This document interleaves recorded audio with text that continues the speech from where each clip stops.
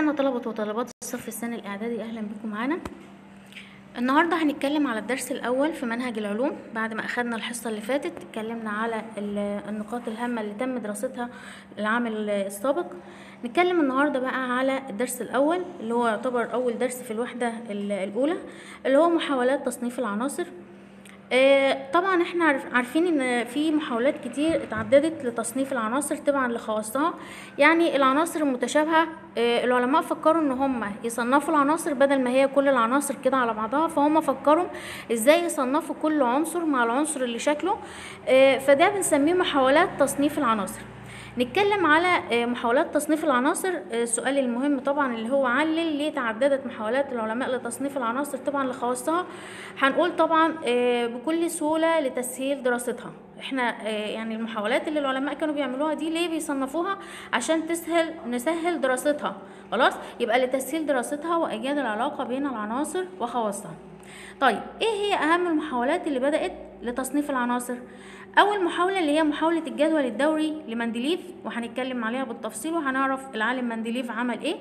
المرحلة الثانية او المحاولة الثانية اللي هي كانت الجدول الدوري لموزلي. المحاولة الثالثة اللي هي الجدول الدوري الحديث، وكل واحدة من دول هنتكلم فيها بالتفصيل. نبدأ في الاول خالص نتكلم على الجدول الدوري للعالم مندليف. العالم مندليف يعتبر هو أول من عمل جدول دوري حقيقي لتصنيف العناصر. العالم مندليف هو أول من عمل جدول دوري حقيقي لتصنيف العناصر. وده سؤال كتير برضو بيجي في الامتحان، يجي يقولك اكتب المفهوم العلمي. أول جدول دوري حقيقي لتصنيف العناصر، نقول جدول مين؟ جدول العالم مندليف. في الوقت دوت العالم مندليف كان بيتعامل مع 67 عنصر فقط. يعني ما كانش لسه العناصر كلها اللي احنا عرفناها النهارده اللي هم 118 عنصر كانوا لسه ما اكتشفناهمش. كانت كل الحكايه ان احنا كنا بنتكلم في كام عنصر؟ في 67 عنصر.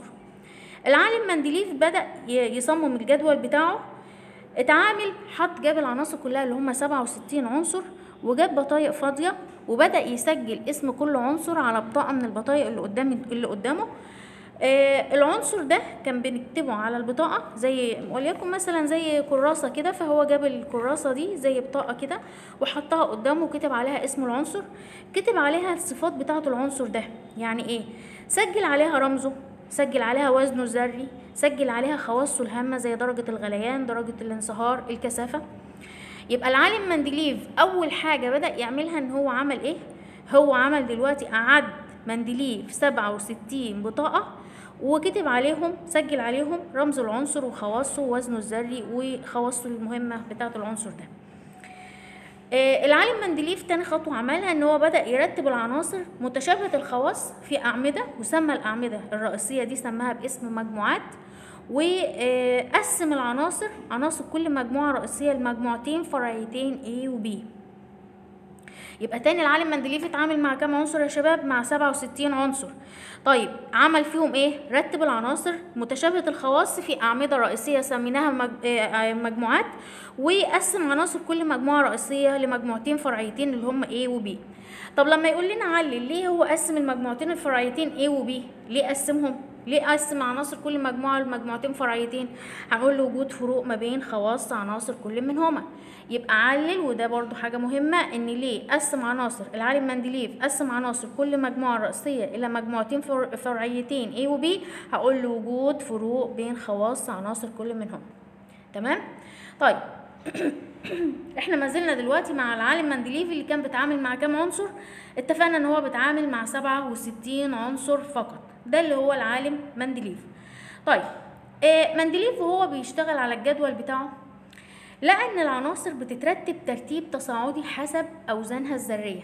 العناصر اللي هو بيتعامل معاها اللي كانوا كام عنصر يا شباب؟ 67 عنصر. رتب العناصر طبعا المتشابهه الخواص في اعمده وسماها ايه؟ مجموعات. قسم كل عناصر مجموعه زي ما اتفقنا المجموعتين، المجموعه الرئيسيه لمجموعتين فرعيتين A و B. طيب عمل ايه؟ زي ما قلنا العناصر وجد ان العناصر بتترتب ترتيب تصاعدي حسب، خد بالك ونحط تحتها 10 خطوط مش خط واحد، حسب اوزانها الذريه. يبقى مندليف لما كان بيصنف الجدول بتاعه صنفه على اي اساس؟ على حسب الاوزان الذريه للعناصر. بالانتقال من اليسار، طبعا هو بيتكلم بانجليزي فبيكتب بالانجليزي، فالجدول بتاعه هيبقى من اليسار لليمين. خلاص. في صفوف افقيه. خلاص. وطبعا الصفوف الافقيه دي هيبقى اسمها دورات. من شويه قلنا كان في صفوف رأسيه ودي اسمها مجموعات. يبقى العالم مندليف صنف الجدول بتاعه على اي اساس؟ عمل مجموعات رأسيه او اعمده رأسيه سماها مجموعات، واعمده افقيه وسماها ايه؟ دورات. خلاص. طيب اكتشف ايه مندليف ده؟ اكتشف ان هو، خلينا نتكلم على مميزات جدول مندليف. اول حاجه قلنا تنبأ باكتشاف عناصر جديده، وحدد قيم اوزانها الذريه وترك لها خانات فارغه في جدوله.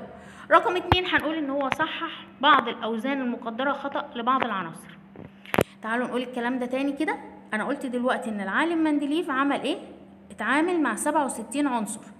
العالم مندليف عمل ايه؟ جاب 67 بطاقه وكتب على كل بطاقه العنصر ورمزه وكتب عليه الخواص بتاعته. خلاص. رتب العناصر المتشابهه، رتبها في اعمده رئيسيه وسماها مجموعات، واعمده افقيه وسماها دورات. قسم عناصر كل مجموعه رئيسيه الى مجموعتين فرعيتين A و B. خلاص. طيب بعد كده احنا قلنا ان العالم مندليف صنف العناصر بتاعته على اي اساس؟ على حسب اوزانها الذريه بالانتقال من يسار الجدول الى يمينه. تمام. خواص العناصر تتكرر بشكل دوري مع بدايه كل دوره جديده. تمام كده يا شباب؟ طيب بعد كده بقى نتكلم على مميزات جدول مندليف. جدول مندليف لما اتعمل كان فيه ميزتين. الميزه الاولى ان هو تنبأ باكتشاف عناصر جديده وحدد قيم اوزانها الذريه. يبقى العالم مندليف عمل ايه؟ تنبأ باكتشاف، قال هو انا دلوقتي احنا اكتشفنا 67 عنصر، بس وارد جدا ان بعد شويه يطلع عالم من العلماء في اي دوله يخترع لنا او يكتشف لنا عنصر تاني جديد، فترك او عمل حسابه ان في عناصر جديده لم يتم اكتشافها فساب لها خانات فارغه.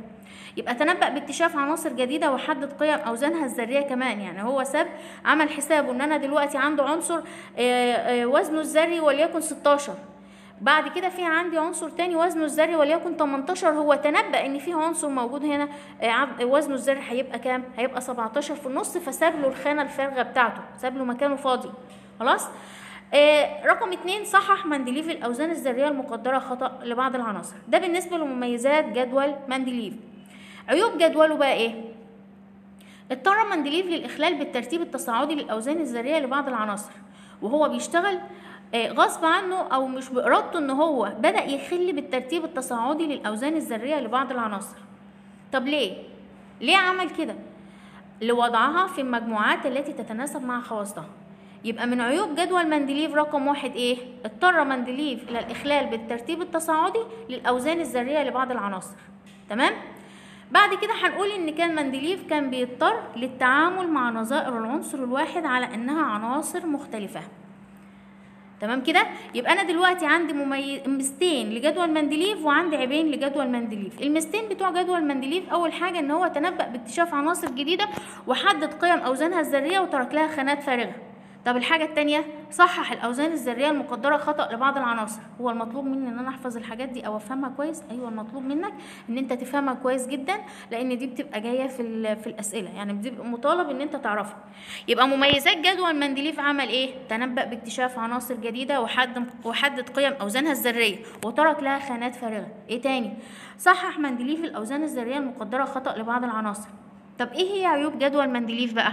اضطر مندليف الى الاخلال بالترتيب التصاعدي للاوزان الذريه لبعض العناصر. تمام؟ طيب الحاجه الثانيه من عيوب جدول مندليف ان هو كان بيتعامل مع نظائر العنصر الواحد على ان هي عناصر مختلفه. طب ليه؟ لاختلاف اوزانها الذريه. تمام؟ ماشي كده يا شباب؟ طيب ده بالنسبه لجدول مين؟ بالنسبه لجدول مندليف. عرفنا جدول مندليف اتبنى على اي اساس؟ رتبت فيه العناصر على اي اساس؟ على حسب اوزانها الذريه. خلاص. عرفنا عيوب جدول مندليف وعرفنا مميزات الجدول. تعالوا نتكلم بقى على العالم رازرفورد اللي جه بعد العالم مندليف. لما نتكلم على العالم رازرفورد هنقول ان العالم رازرفورد ده اكتشف الكلام ده كان سنة 1913. اكتشف ان نواة الذرة بتحتوي على بروتونات موجبة الشحنة. يبقى العالم رازرفورد اكتشف ايه؟ ان نواة الذرة بتحتوي على بروتونات موجبة الشحنة. تمام؟ بعد العالم رازرفورد على طول جه العالم موزلي. العالم موزلي بقى بدأ اول ما جه عمل طبعا جدول دوري، هو جه يشتغل على الجدول الدوري اللي موجود اللي هو كان جدول الدوري بتاع مندليف. طيب عمل ايه؟ اول حاجه عملها العالم موزلي ان هو بدأ يعني اطلق على العدد الذري للعنصر على عدد البروتونات الموجبه. يعني قال ان العدد البروتونات الموجبه دي انا هسميها العدد الذري. يبقى مين اللي قال ان العدد الذري هو عدد البروتونات؟ العالم موزلي. يبقى العالم موزلي اطلق مصطلح العدد الذري للعنصر على عدد البروتونات الموجبه الموجوده في نواه الذره. يبقى اول حاجه العالم موزلي عملها قال ايه؟ قال ان احنا هنطلق مصطلح العدد الذري للعنصر على عدد البروتونات الموجبه الموجوده في نواه الذره. خلاص؟ طيب بعد اكتشاف الاشعه السينيه قال يا جماعه استنوا، احنا كنا بنتعامل في جدول مندليف على ترتيب العناصر على حسب اوزانها الذريه، صح؟ قال لا، الكلام ده بعد اكتشافنا للاشعه السينيه لقينا ان الكلام ده ما ينفعش. امال ايه؟ قال احنا دلوقتي هنرتب العناصر او دوريه خواص العناصر هتترتب بس حسب، خد بالك معايا، اعدادها الذريه وليست اوزانها الذريه كما كان يعتقد مندليف. يبقى العالم موزلي عمل ايه؟ قال يا جماعه لا، بعد اكتشافنا لخواص الاشعه السينيه لقينا ان العناصر هتترتب في الجدول الدوري على اي اساس؟ على حسب اعدادها الذريه وليس اوزانها الذريه كما كان يعتقد مندليف.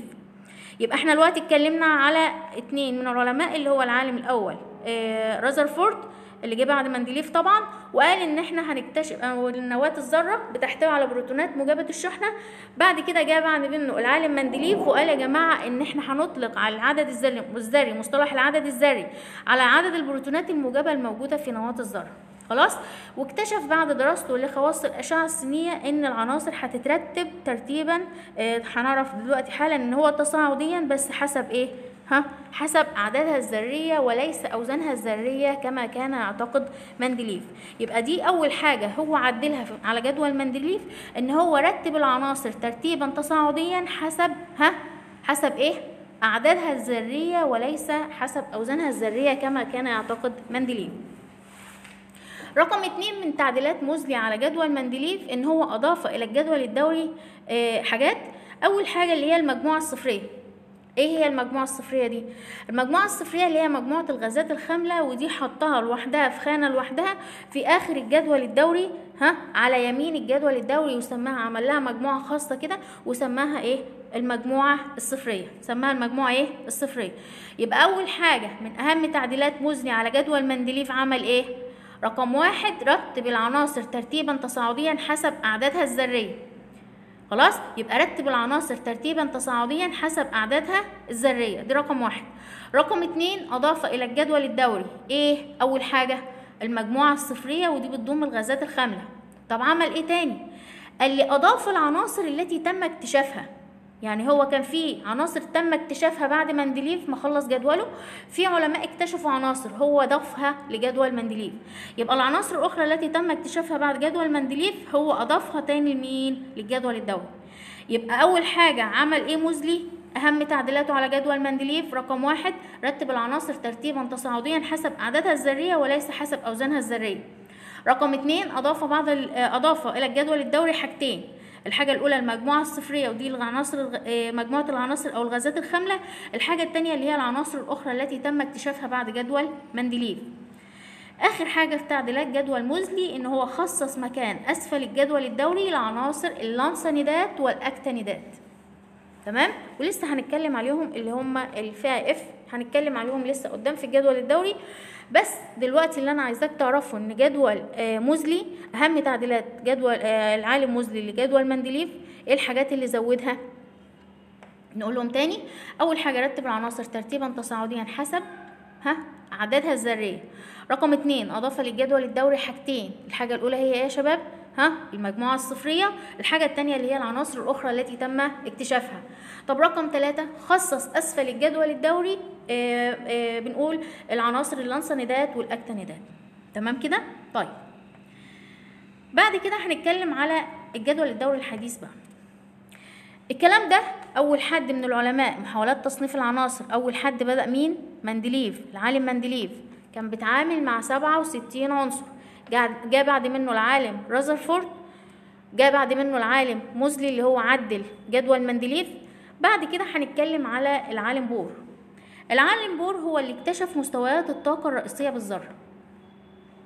يبقى مكتشف مستويات الطاقة الرئيسية بالذرة هو نقط مين؟ العالم بور. طيب انتوا فاكرين مستويات الطاقة الرئيسية دي كان عددها كام؟ كان عددها 7 مستويات اللي هم ايه؟ K L M N O P Q. مستويات الطاقة الرئيسية مين مكتشفها او مين اللي اكتشفها؟ العالم بور. يبقى اللي اكتشف مستويات الطاقة الرئيسية هو العالم بور، وعددها 7، ودي طبعا بتعتبر في أثقل الذرات المعروفة حتى الآن. يعني مش في كل الذرات بتبقى 7 أو مش في كل العناصر بيبقوا 7 مستويات، مفيش إلا في أثقل الذرات. يبقى احنا بنقول دلوقتي مين اللي اكتشف مستويات الطاقة الرئيسية؟ العالم بور. طيب بعد كده جه مجموعة من العلماء اكتشفوا لنا حاجة تانية اسمها مستويات الطاقة الفرعية. اسمها ايه؟ مستويات الطاقة الفرعية. يبقى العالم بور اكتشف ايه؟ مستويات الطاقة الرئيسية اللي هي كان عددها 7 اللي هم K L M N O P Q. جه بعد كده مجموعة من العلماء اكتشفوا لنا العناصر او بنقول عليها مستويات الطاقة الفرعية، وهي عددها 4 اللي هم المفروض S B D F. خلاص؟ دي مستويات الطاقة الفرعية اللي اكتشفها مجموعة من العلماء. طيب نتكلم بقى على الجدول الدوري الحديث. الجدول الدوري الحديث ده بقى المفروض ان هي اعيد تصنيف العناصر في الجدول الدوري في جدول هنسميه الجدول الدوري الحديث. اترتبت فيه العناصر على اساسين. الاساس الاول اللي هو الاعداد الذريه، رقم 2 طريقه ملء مستويات الطاقه الفرعيه بالالكترونات. يبقى احنا بنقول دلوقتي اعيد تصنيف العناصر في الجدول الدوري الجديد اللي هو الدوري الحديث بقى على اي اساس؟ على اساسين. الاساس الاول اللي هو الترتيب التصاعدي للعناصر حسب اعدادها الذريه، والحاجه الثانيه اللي هي طريقه ملء مستويات الطاقه الفرعيه بالالكترونات. معايا؟ طيب لغايه كده احنا يعتبر خلصنا جزء. ان شاء الله الحصه الجايه نبدا نتكلم بالتفصيل على الجدول الدوري الحديث.